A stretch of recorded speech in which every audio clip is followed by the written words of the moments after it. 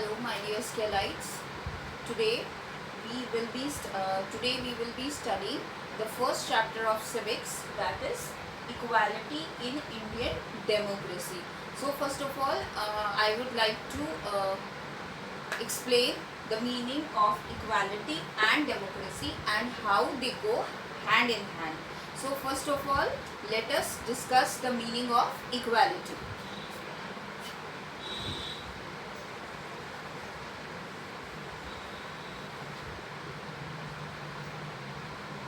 See, what is equality? Equality is that every individual should be treated equally.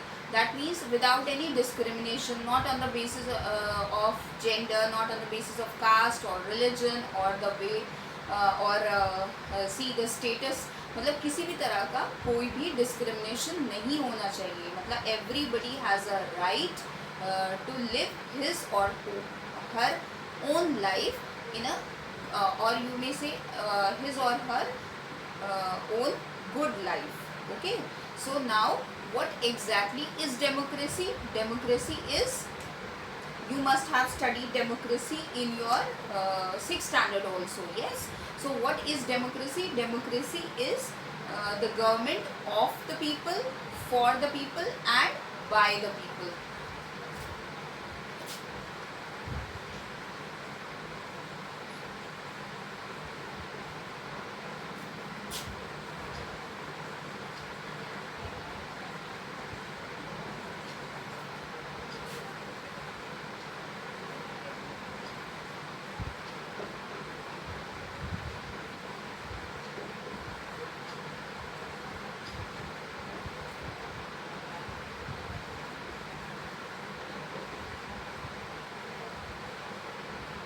See, so what is democracy? Democracy is the government of the people, for the people and by the people. That means ऐसी government जो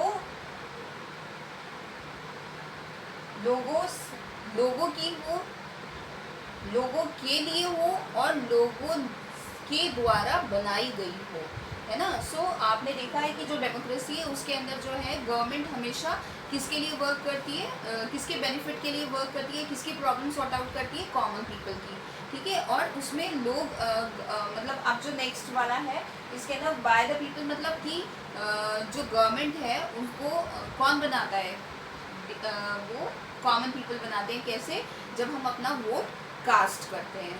okay, so now after completing this, let us you please take out your book.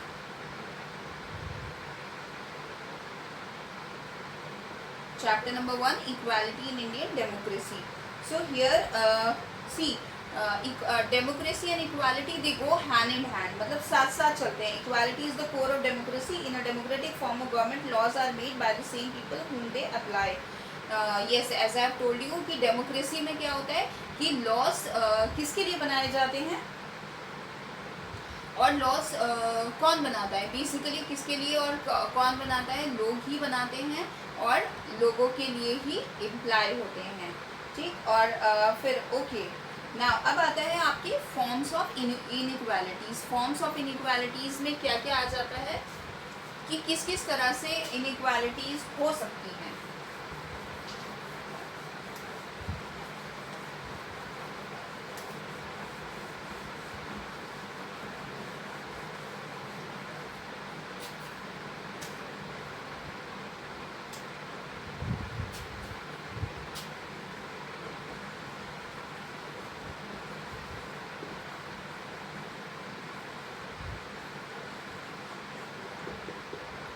Forms of inequalities कौन कौन सी हो सकती है? सबसे पहले आता है आपका जेंडर इनइक्वालिटी.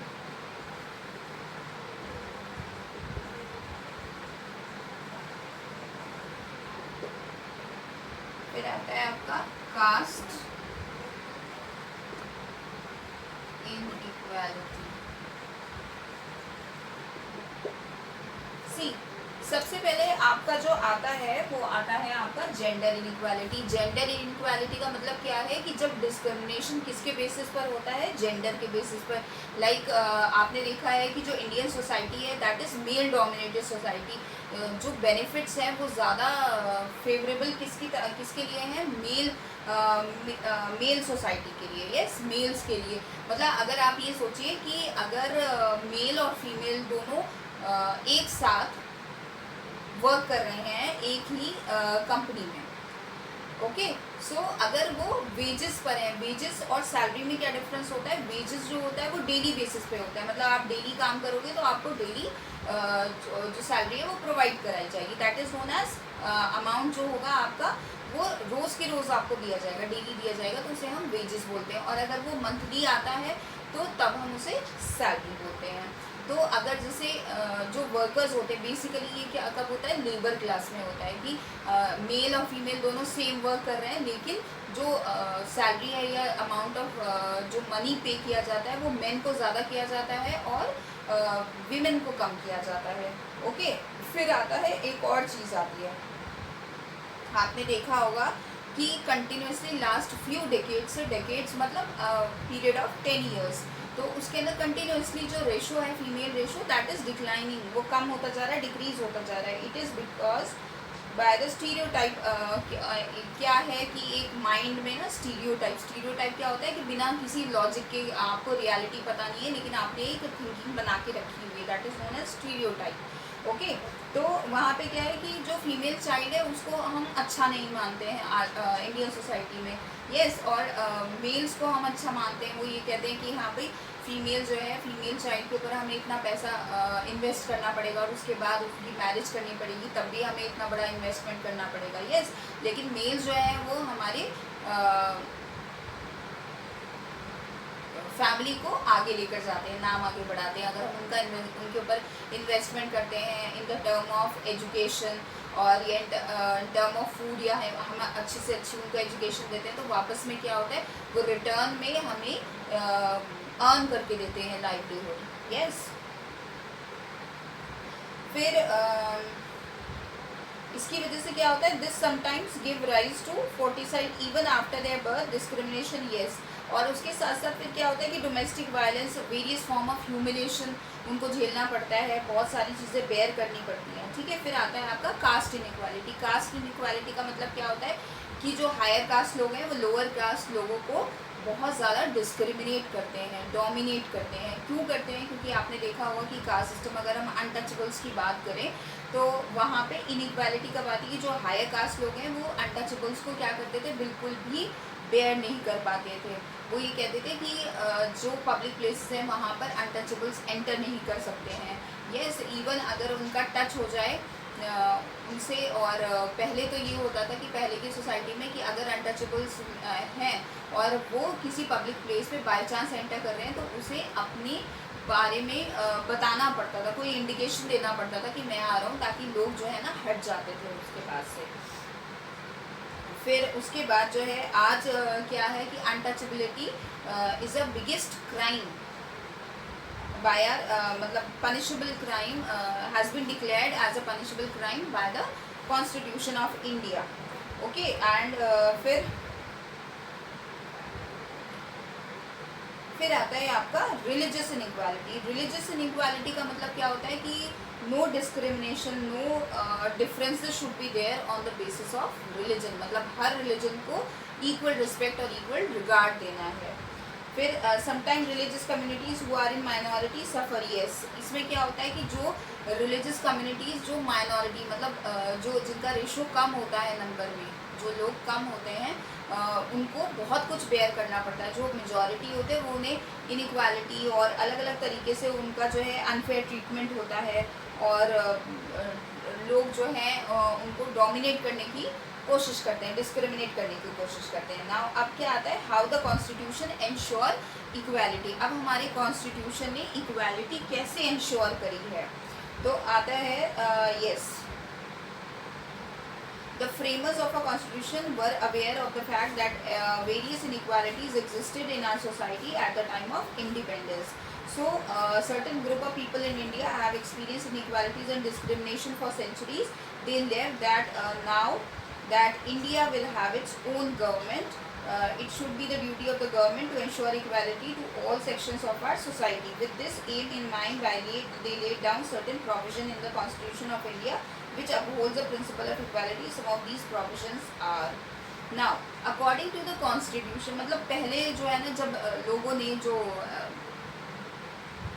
कॉन्स्टिट्यूएंट असेंबली थी जिसने फ्रेम किया था हमारा कॉन्स्टिट्यूशन, तो उन्होंने उन लोगों ने ये चीज़ें माइंड में रखी थी कॉन्स्टिट्यूशन में कि जिस टाइम वो फ्रेम कर रहे थे तो इस तरह के उन्होंने रूल्स एंड लॉज भी बनाए थे, क्योंकि उस टाइम पे भी हमारी जो सोसाइटी थी, इंडियन सोसाइटी, वो ये सारी चीज़ें इस तरह की रिलीजियस इनइक्वालिटी, कास्ट, जेंडर, ये सारी इनइक्वालिटीज़ फेस कर रही थी। तो उसके अकॉर्डिंग जो हमारी कॉन्स्टिट्यूशन के अकॉर्डिंग क्या क्या फंडामेंटल राइट है। सबसे पहला फंडामेंटल राइट है कि right to equality is the fundamental right. That means it provides equal status, मतलब इक्वल स्टेटस और equal opportunity to each and every citizen of the country. फिर आता है article 14 equality before law. Article 14 equality before law का मतलब क्या हो गया कि लॉ की आइज में, मतलब अगर सपोज एक पुअर ने भी सेम क्राइम किया है और एक रिच हाई स्टैंडर्ड पीपल ने भी सेम क्राइम किया है, पर्सन ने भी सेम क्राइम किया है, तो according to article 14 that is equality before law, तो उसमें क्या है कि सेम पनिशमेंट मिलेगा। ऐसा नहीं है कि जो हाई स्टेटस या बहुत रिच पीपल है उनको कोई पनिशमेंट नहीं मिलेगा और जो बहुत पुअर पर्सन है उसको पनिशमेंट मिलेगा, ऐसा नहीं है।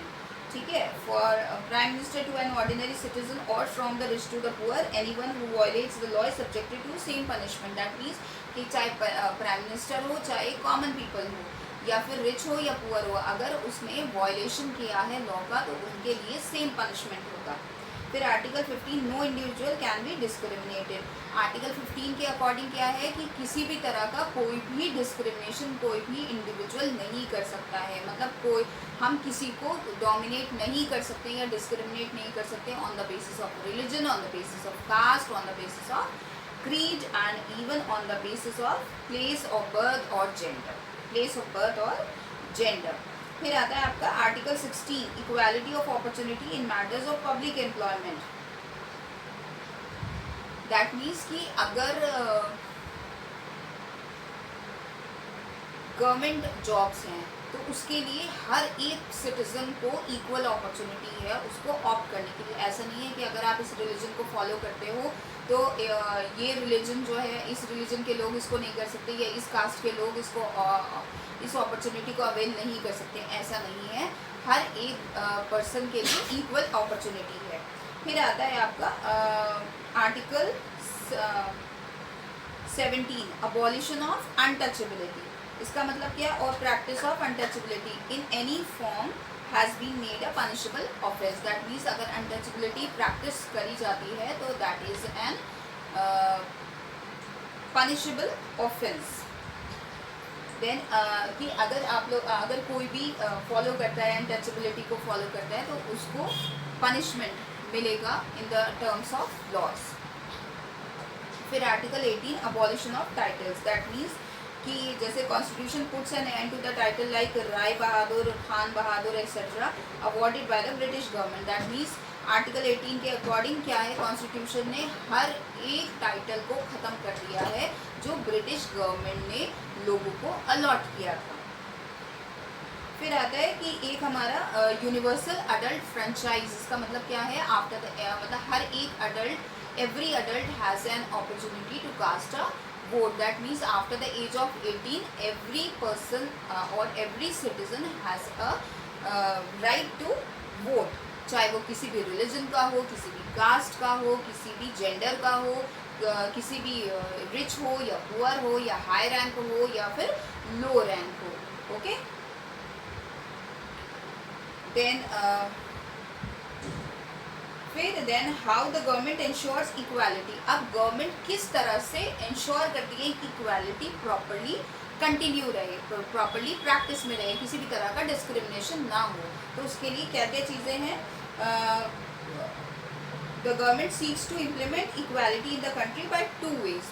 तो एक तो है सबसे पहले, it makes laws to protect the right of the people who have suffered inequality. For example सबसे पहला क्या है कि दो तरीके से वो इंश्योर करती है, गवर्नमेंट जो है वो दो तरीके से इक्वालिटी इंश्योर करती है कंट्री में। सबसे पहले तो कि जिन भी लोगों ने इनइक्वालिटी को बेयर किया है, महसूस किया है, ओके, या सफ़र किया है, तो उनके लिए लॉज बनाए गए हैं। फॉर एग्जांपल जैसे आपका आता है कि to empower women to participate in decision making at local level, seats have been reserve for them. Yes, अब क्या है कि लोग जैसे पहले जो है विमेन को बहुत ज़्यादा इनइक्वालिटी सफ़र करनी पड़ती थी, तो उसके लिए गवर्नमेंट ने क्या बनाया, उसके लिए लॉ बनाया, उसके लिए सीट रिजर्व करी कहाँ पर, लोकल लेवल पे, लाइक म्यूनिसिपैलिटीज़ में, कि वहाँ पर जो है ना सिर्फ विमेन कैंडिडेट ही वहाँ पर अपने आप को रिप्रेजेंट कर सकते हैं, इलेक्शन में खड़े हो सकते हैं, म्यूनिसिपल कॉर्पोरेशन में या म्यूनिसिपैलिटीज़ में, ठीक है। तो वहाँ पर क्या हुआ, इस तरह से जो विमेन है वो किस में इनकलकेट हुई, डिसीजन मेकिंग में। फिर आता है Hindu succession act 2005 ensures equality to women by giving women. Yes, अब एक और लॉ बनाया गया विमेन के लिए, कौन सा, हिंदू सक्सेशन एक्ट 2005। इसके अकॉर्डिंग क्या है कि जो फादर की प्रॉपर्टी है उसमें इक्वल राइट होगा डॉटर का भी, ओके। फिर आता है आपका seeking a dowry from women at the time of their marriage has been made a punishable offence। yes, next क्या है, विमेन के लिए कौन सा स्टेप लिया गया कि अगर किसी ने भी डिमांड करी डाउरी की at the time of marriage के टाइम पर अगर किसी ने भी दहेज या डाउरी के लिए डिमांड करी तो उनको सीधा पनिशमेंट मिलेगा, उन्हें सीधा जेल जाना पड़ेगा।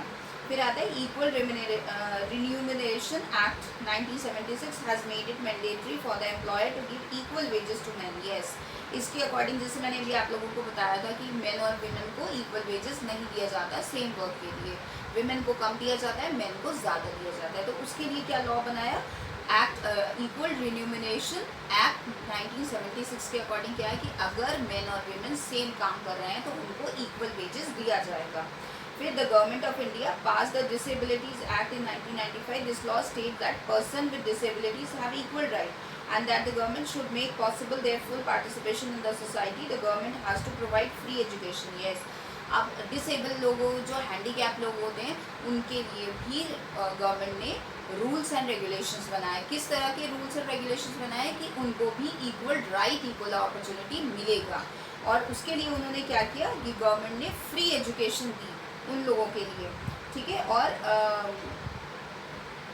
This law also states that all public places including public buildings should be accessible। yes, और इसके साथ उन्होंने एक चीज़ और बोली कि हर एक स्कूल की बिल्डिंग में, हर एक पब्लिक बिल्डिंग में, जहाँ पे भी पब्लिक एक साथ जा सकती है, तो वहाँ पर क्या क्या चीज़ें होनी चाहिए कि स्कूल्स में या पब्लिक बिल्डिंग में रैंप ज़रूर होना चाहिए। रैंप कैसा होता है, एक तो स्टेयर्स होता है, एक लिफ्ट होती है, एक रैंप ऐसे करके जो चढ़ते हैं, ठीक।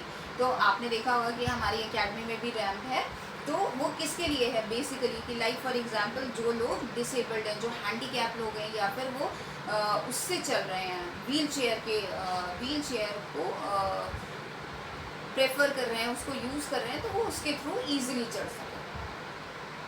फिर आता है आपका रिजर्वेशन क्या है, लाइक फॉर एग्जांपल कुछ जॉब्स हैं जहाँ पे सीट्स रिजर्व हो गई कुछ कास्ट के लिए, like for example schedule caste कौन सी कास्ट है जिनकी वजह से अनटचेबिलिटी, जो जो अनटचेबल्स, जिन्हें हम अनटचेबल्स बोलते हैं, okay. And other backward classes के लिए गवर्नमेंट ने कुछ सीट्स अलॉट करी हैं, लाइक एजुकेशन में भी, जॉब्स में भी, कि जिसकी वजह से क्या हो कि जो गैप है रिच और पुअर का, जो बीच में जो गैप आ गया है माइनॉरिटीज़ और मेजॉरिटी की वजह से, वो कम हो जाए। फिर some states provide the reservation for job for religious minorities also. कुछ स्टेट ऐसे भी हैं जो रिलीजियस, जो लोग मतलब जैसे जो रिलीजन जो है जिनके रिलीजियस जो फॉलोअर्स हैं, फॉर एग्जांपल वो कम है नंबर में, वो माइनर हैं, तो उनके लिए भी रिजर्वेशन जॉब के लिए दिया हुआ है। फिर आता है schemes and programmes to improve the lives of disadvantage communities. जो कम्युनिटीज़ बैकवर्ड हैं उनके लिए क्या क्या गवर्नमेंट ने स्टेप्स लिए हैं। सबसे पहला उसमें क्या है, mid day meal scheme introduced in all government elementary schools provide yes. इससे क्या होता है कि जो मिड डे मील स्कूल जो गवर्नमेंट स्कूल है उन सब में mid day meal scheme start करी गई है। इसमें क्या है, चाहे वो रिच हो चाहे पुअर हो, इसमें क्या है, कुक्ड फूड उन्हें लंच के लिए प्रोवाइड कराया जाता है। तो उसमें अब ये तो है नहीं कि आप कौन बना रहा है, वो कर रहा है, तो उसमें हर कास्ट के लोग हैं, जो भी हैं सारे रिच हैं या पुअर हैं वो बना रहे हैं, और जितने भी बच्चे हैं वो सब एक साथ बैठ के लंच करते हैं। और इसकी वजह से क्या हुआ है कि लोगों बच्चों में अटेंडेंस इंक्रीज़ हो गई, मतलब ज़्यादा से ज़्यादा बच्चे जो है ना अब स्कूल आने लगे हैं। क्यों आने लगे, क्योंकि देखो वो बहुत ज़्यादा पुअर होते हैं, उनके पास घर में खाने को नहीं होता, तो कम से कम उन्हें ये लगता है कि हाँ अगर हम स्कूल जाएंगे तो कम से कम एटलीस्ट एक टाइम का खाना हमें बहुत अच्छे से मिल जाएगा, और इसके साथ साथ उन्हें एजुकेशन भी मिलेगी। फिर educational scholarship to students belonging to scheduled caste and scheduled tribe in school colleges higher education. अब क्या है कि एजुकेशनल गवर्नमेंट ने और क्या चीज़ ली जिससे दोनों की गैप या इक्वालिटी आए, उसके लिए क्या किया, स्कॉलरशिप स्कीम्स निकाली, जिसमें स्कूल लेवल पर, higher education college university level पर उन लोगों को दिया जाए जो बैकवर्ड क्लासेस हैं, फॉर एग्जांपल शेड्यूल्ड कास्ट और शेड्यूल्ड ट्राइब। फिर आता है schemes for educating girls and children from tribal, Dalits and Muslim communities. अब क्या है, जो गर्ल चाइल्ड है उनको पढ़ाने के लिए, उनकी एजुकेशन के लिए भी स्कीम्स चलाई गई हैं। किनके लिए, कौन से गर्ल्स के लिए, एक तो शेड्यूल्ड कास्ट, शेड्यूल्ड ट्राइब और दलित्स, और इनमें से दलित्स और मुस्लिम कम्युनिटी की जो गर्ल्स हैं उनके लिए भी गवर्नमेंट ने एजुकेशन स्कीम चलाई है। फिर these schemes ensure greater opportunities for people who have not these in the past। फिर आता है इनइक्वालिटी स्टिल एग्जिस्ट, लेकिन आज भी इतना कुछ करने के बाद, हम इतना पढ़ लिख गए हैं, हम इतने एजुकेटेड हो गए हैं, इतने डेवलप्ड अपने आप को मानते हैं, इतना टेक्नोलॉजी एडवांस हो गई है, हम अपने आप को बहुत एडवांस मानते हैं, लेकिन फिर भी गवर्नमेंट ने इतने सारे स्टेप्स ले लिए, इतने रूल्स रेगुलेशन बना लिए, लेकिन फिर भी आज भी इनइक्वालिटी एग्जिस्ट करती है। कहाँ कहाँ एग्जिस्ट करती है, कास्ट में, रिलीजन में, इकोनॉमिक स्टेटस में, जेंडर के उस पर of a person play an important role in the society. अब क्या रीज़न है किसकी वजह से इनइक्वालिटी आज भी फॉलो अप हो रही है। सबसे पहले आता है poverty and lack of resources. ये क्या है, जो पुअर हैं वो बहुत ज़्यादा बेसिक अम्यूनिटीज़ भी अफोर्ड नहीं कर सकते। अगर वो एक टाइम का खाना खा लेते हैं तो नेक्स्ट दूसरे टाइम के खाने के लिए वो परेशान हो जाते हैं, उनको वो खाना भी नहीं मिलता, तो कहाँ से वो हेल्थ या एजुकेशन के ऊपर अपने इन्वेस्ट कर सकते हैं। इसीलिए और क्या होता है कि क्योंकि वो इलिटरेट होते हैं इसलिए सब लोग उन्हें इग्नोर कर देते हैं। इलिटरेट मतलब अनएजुकेटेड,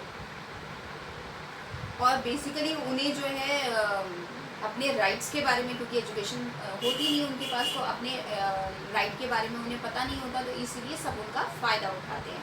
फिर आता है आपका on the inequality on the basis of caste, religion and gender. Even today lower caste specially in rural areas face discrimination, preference for male child continued. Yes, जैसे मैंने आप लोगों को बताया था कि आज भी जो बैकवर्ड एरियाज़ है, जो विलेज एरियाज़ है, जो रूरल एरियाज़ है, वहाँ पर अभी भी कास्ट सिस्टम फॉलो होता है। इवन जेंडर के बेसिस पर भी डिस्क्रिमिनेशन होता है। आज भी लोग जो है मेल चाइल्ड को ज़्यादा प्रेफरेंस देते हैं।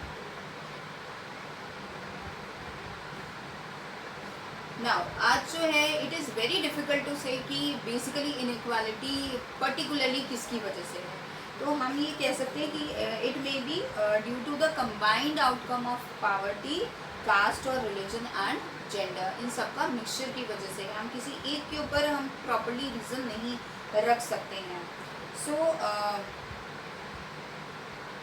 when people are treated unequally their dignity is violated। dignity की मतलब अगर हम किसी को भी unequally treat करेंगे तो उसका जो सेल्फ रिस्पेक्ट है या उसकी dignity है, उसका रिस्पेक्ट, उसका रिगार्ड वो ख़त्म हो जाता है, उसको हम violate करते हैं। like the other democracies in the world, India too is struggling to provide equality to its citizens in all spheres of life। here however success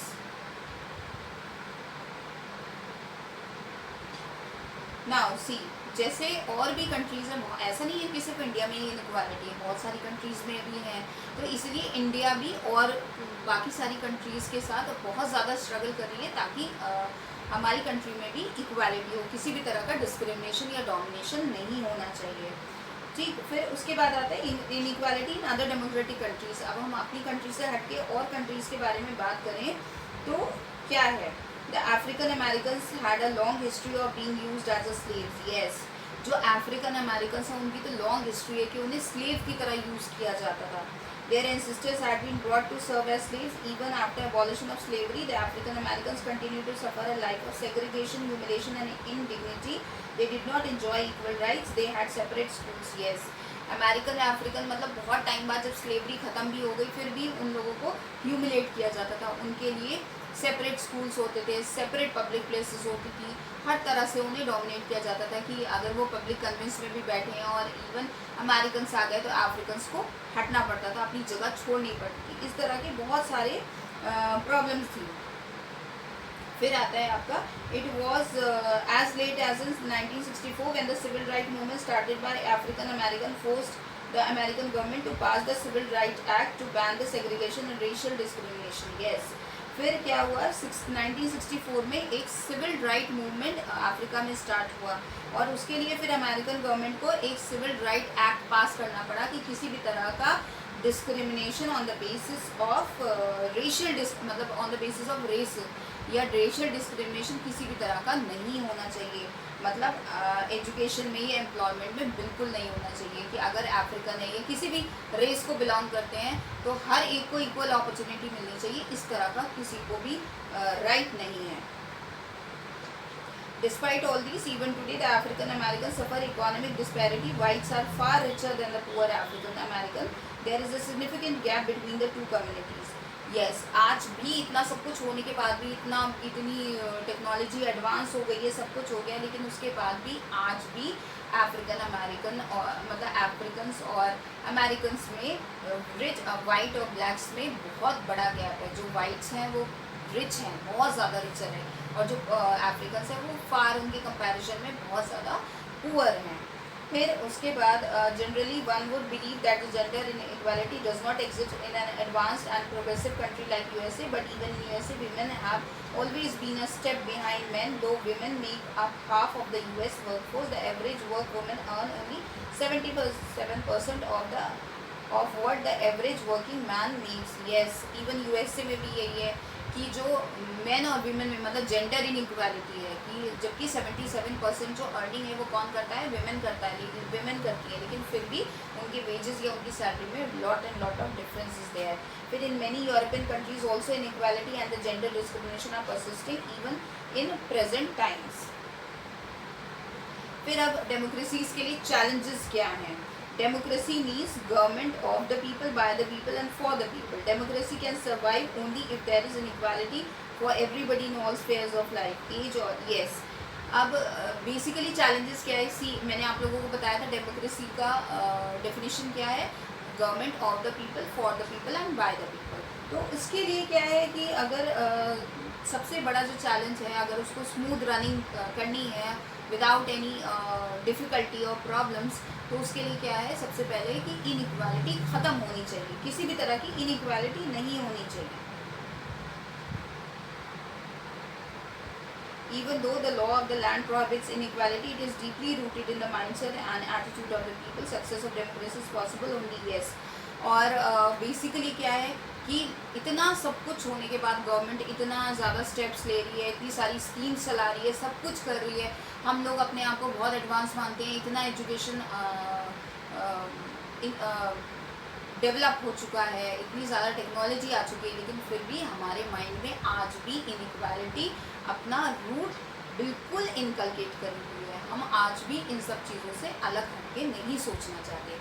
अगर हम चाहते हैं कि डेमोक्रेसी बहुत अच्छे से और स्मूथली वर्क कर सके और डेवलप हो सके बहुत तेज़ी से, तो इनइक्वालिटी सबसे पहले अबॉलिश होनी चाहिए, ख़त्म होनी चाहिए। So here your chapter of civics is over.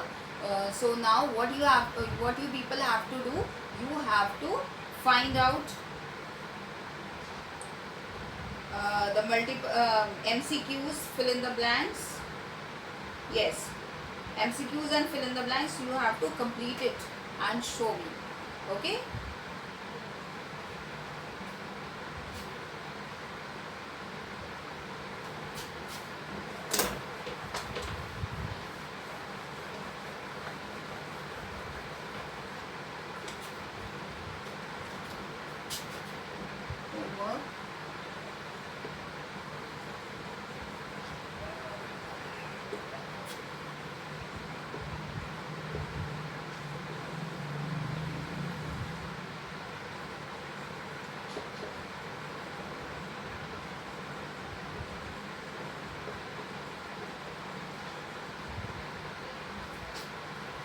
what you people have to do, you have to complete the MCQ and fill-ups in your book with the help of pencil only.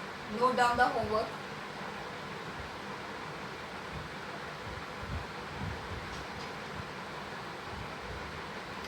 So here your chapter is over. I will be providing you the question answers and other definitions with the help of PDF.